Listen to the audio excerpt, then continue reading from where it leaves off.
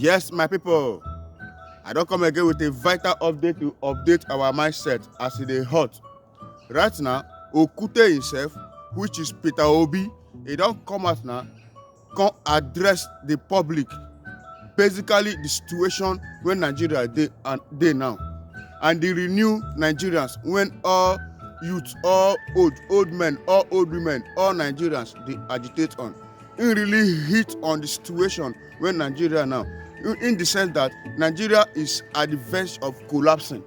He talk so many things. Una know as Okutete dey talk, Peter Obi in dey speak fearlessly. Me, I don dey talk and say all these videos, all these updates when Okute dey drop, I was thinking maybe as they drop and so, all those are Gbadorians, the way they react when I was thinking say as Okute they drop all this one after the other, so they address the press and the public, say after the videos, all the Gbadorians, they go agitate, they go begin to put fire for Baba Nyash, make it send DSS, make it send FBI, make it send all the sendable military, make them go remove Okute. Hey, you want to carry Okute now? You wan carry rock? So as e dey hot now, all the updates when Okute don drop so, I wan bring am come out. As I dey bring am come out so, you as a bona fide Nigerian, you when e be say you be Nigeria, when dey fight for the betterment of Nigeria, for the renewed Nigeria, when you come across this video, please I beg you with the name of God, don skip. Make sure say you go like, comment and share am. Participating in that direction. So it's a welcome development. And I believe that it's helped in the past, because if you look at those who fought for our independence and everything, they were in different political party formations and was able to show that first democratic process in Nigeria, which is what we are all clamoring that we need to go back to now, where we have very enterprising, progressive regional governments thriving very well. Thank you, sir. So as a critical stakeholder, what is your advice to Inter-Party Advisory Council IPAC to ensure democracy growth in Nigeria? Well, as it is today, my advice is that the parties come together and work for the people. You could see today there's a gradual erosion of the tenets of democracy. Our political compass is heading in the wrong direction. So there's a need for the parties to come together to be able to rescue the situation as it is today. Okay, sir. So the final question, sir. So what advice do you have for Nigerians, especially the electorate? Well, for Nigerians, well, which is for all of us, we need to take issue of governance very serious. We need to ensure that only those who are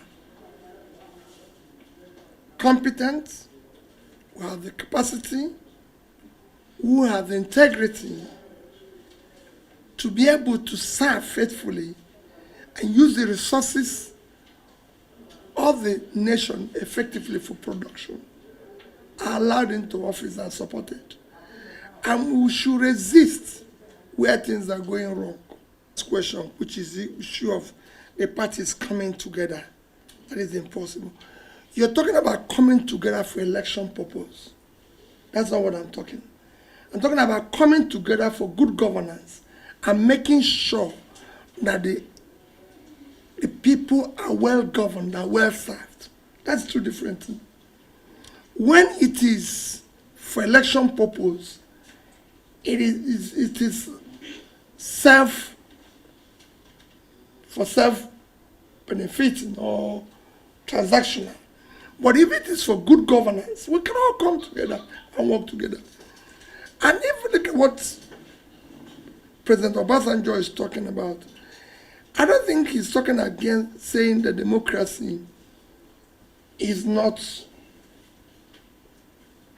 what we should adopt. No, he's talking about the applicability. Democracy, as is being practiced in the Western world, does not have universal acceptability and applicability.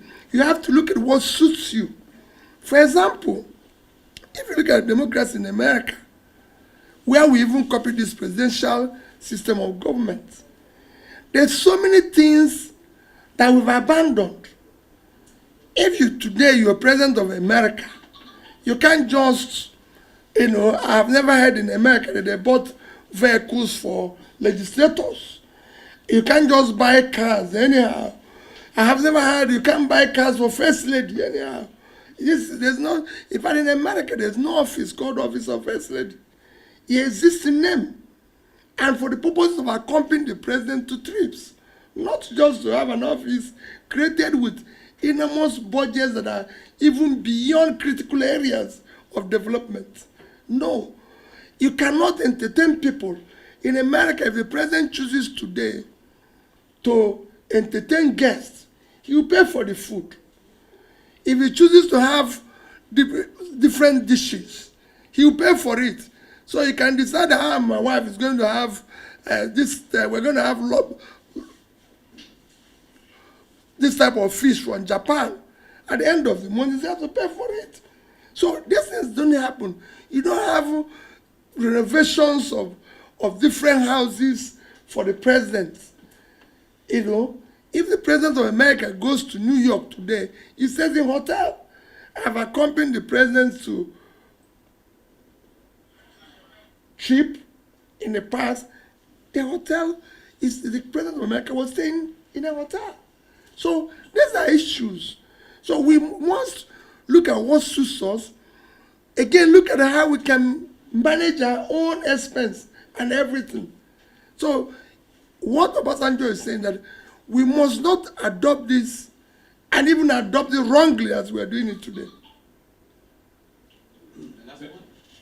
The last one was an issue of moving towards one party. How can we salvage that? That is a disaster.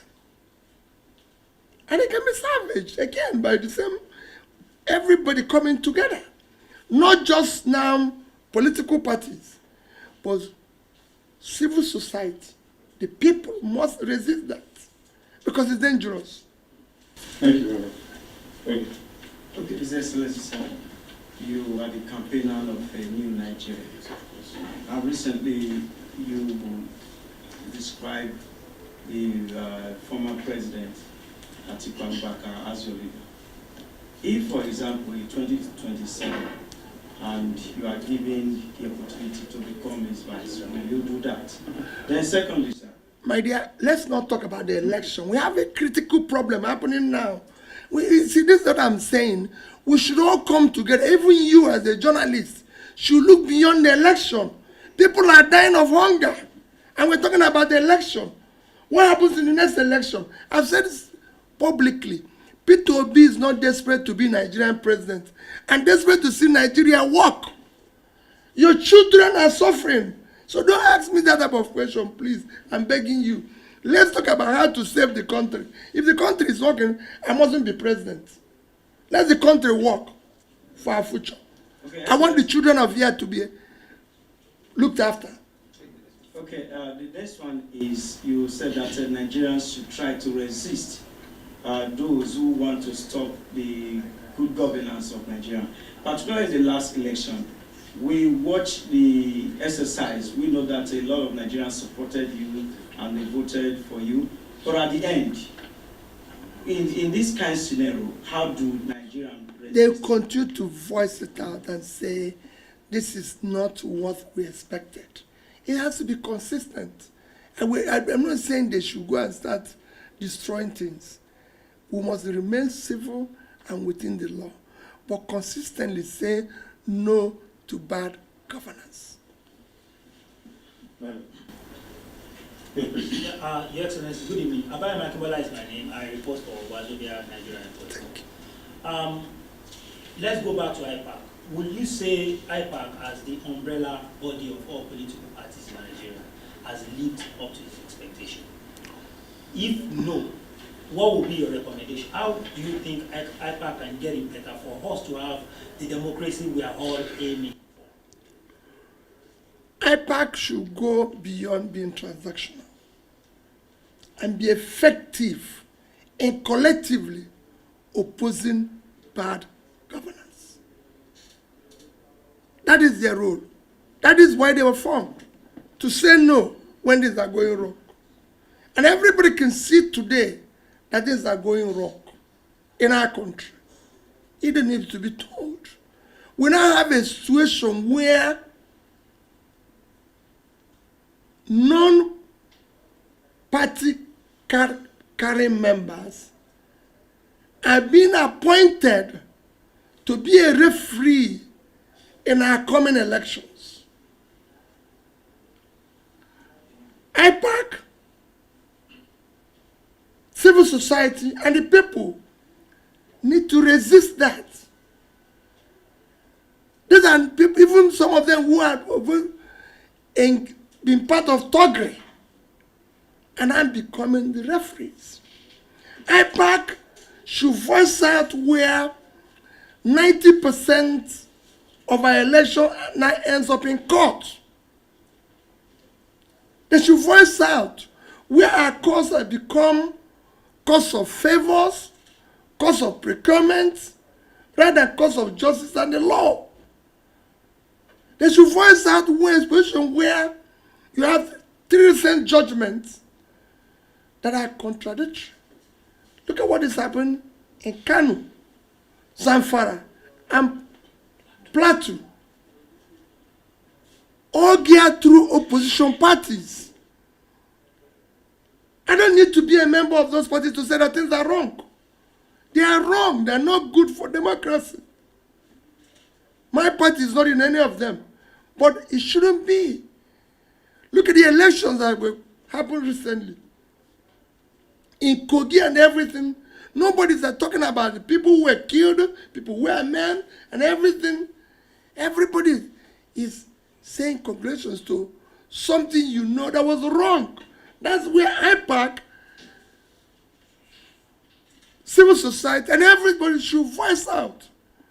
It's not about who it benefits today or tomorrow. I've said it before. Nobody is buying fuel cheaper. Nobody is buying food cheaper. If anybody knows where it's cheaper, for it, one party or the other, show me so we can go there and buy.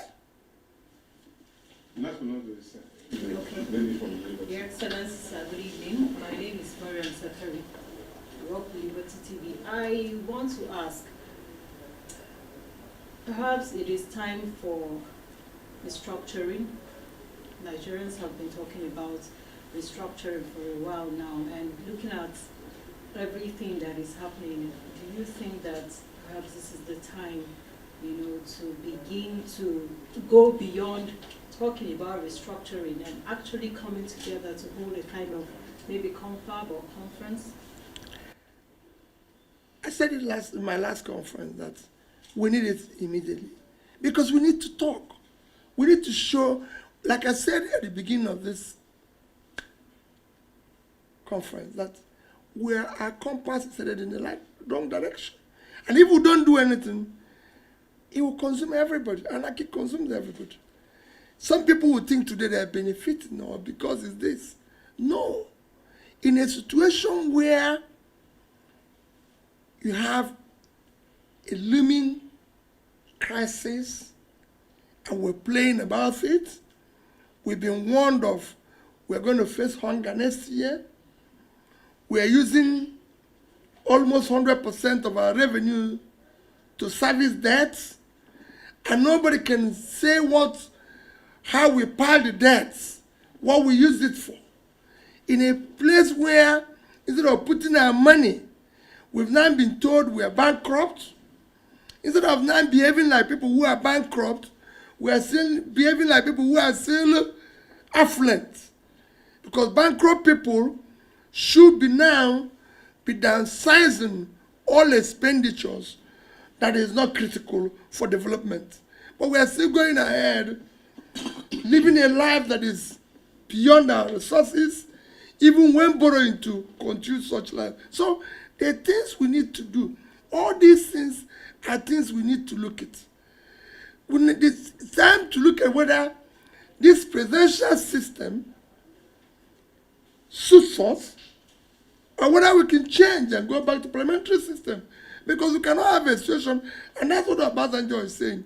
Let's have something that can suit us, whether it's parliamentary or presidential. It is time that we elect people who must be answerable to us. We can no longer continue to have an elected people who answer us through third parties or source comments to us and everything. It cannot continue. We need to do things differently. So I think restructuring, one, will help the various segments to develop simultaneously. And you will see it happen. Thank you, Excellency. Thank you, Mr. Julius. Thank you very much.